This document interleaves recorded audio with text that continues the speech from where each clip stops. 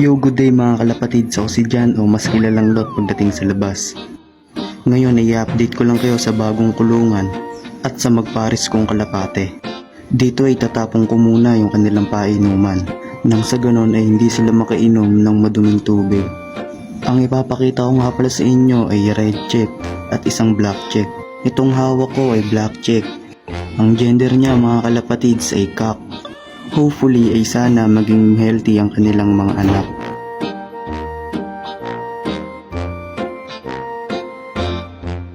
At ito naman mga kalapatids yung black check. Syempre ang gender nito ay hen. Dito ay kinakapa ko kung malapit na nga siyang mangitlog. Siguro ay mga 1 linggo o kaya 2 linggo ay mangingitlog na rin to. Mabalik tayo dito sa red check. Kita nyo naman sobrang tapang niyan at kahit nga yung kamay ko ay nilalabanan. Sanay na ako sa mga tuka niyan dahil matagal na ako nag-aalaga ng kalapate. Kung mapapansin nyo ay may nakalagay sa mukha ko. Huwag kayong mag-alala mga kalapatids, silicone scar sheet lang yan. Kung mapapansin nyo mga kalapatids ay tinanggal nila ay nilagay kong paitlogan. Kita nyo naman kung gaano katapang yan. Bali silang 2 nga lang nakakulong dito sa lumang kulungan. Dahil nga yung iba ay nilipat ko na doon sa may bagong kulungan.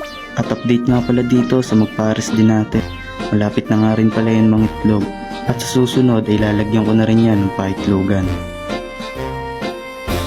At ito na hinihintay nyo mga kalapatid, ang bago nating kulungan. Gawa nga pala siya sa angle bar at sa steel matting. Binigay nga lang pala yan ng tropa ng kuya ko. At kita nyo naman may mga vapors na rin. Ito nga pala yung nilagay ko sa mga bagong kulungan. Kung mapapansin nyo yung trapdoor natin ay hindi maayos. Pansamantala lang yan mga kalapatids para hindi sila makawala. Dito naman tayo sa aviary nila.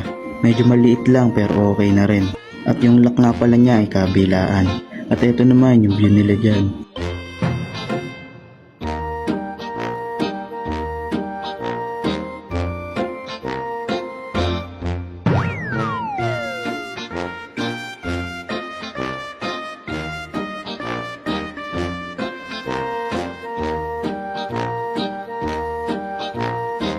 At kung mapapansin nyo dito mga kalapatid, ay tinali ko na nga rin pala.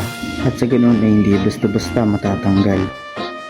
At kung tatanungin nyo kung nasan ng pintuan, nasa kabilang side nga pala siya.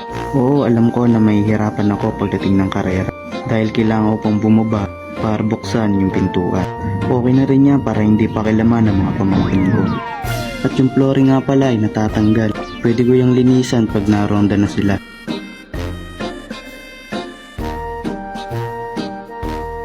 At kung mapapansin nyo dito mga kalapatid, ay halos magkatabi lang sila ng lumang kulungan. Kita nyo naman yung landing board, masisira na.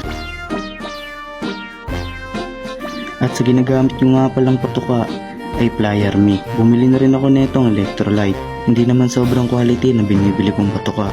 Ang mahalaga ay may makakain sila. Isinasala ko nga rin yan bago ko ipatuka sa kanila para sa ganon ay matanggal yung ibang dumi. At ito naman yung sa pamangkin ko.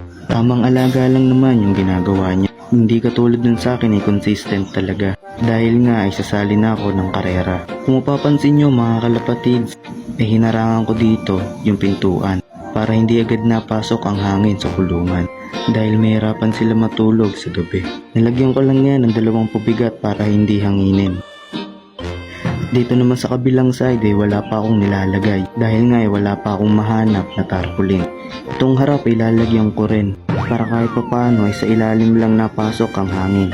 Papakita ko sa inyo kung ano yung mga nakakulong dito sa bagong kulong. Ito yung foundation ng mga Black Widow natin. So bali ito nga pala yung first clutch nila. Namatay yung nestmate niya dahil nagkasakit. Kita nyo naman na magkahawig talaga sila ng tatay niya. At itong blowbar na to ay binigay lamang sa akin. At dito naman tayo sa second clutch.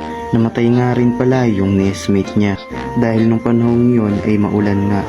Nagkasakit at di kalaunan ay namatay rin. So bali papakita ko nga sa inyo kung saan nakalibing ang nanay nila.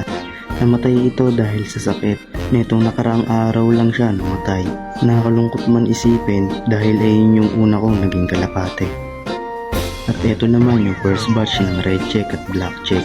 Namatay yung nestmate na ito dahil hindi napapakain ng ayos. At ito yung mga magulang niya. Yung red check ay sa akin. Tapos yung black check naman ay sa kuya ko. At ito naman ay nadagit ko. Siguro ito ay naligaw sa training. Nung nahuli ko ito mga kalapatids ay pinakain ko siya. Tapos nung pinakawalan ko ay ayaw na niyang lumipad. Bigat na bigat siya sa sarili niya. At kita niyo naman nakaklabring. At ito naman ay galing sa tropa ng kuya ko. Bali sapi nga pala kami dito sa pagkakalapate. Ay yung puti na yan ay sa kanya. Pati yung first batch ng red check. At sa kanya rin yung pares ng red check.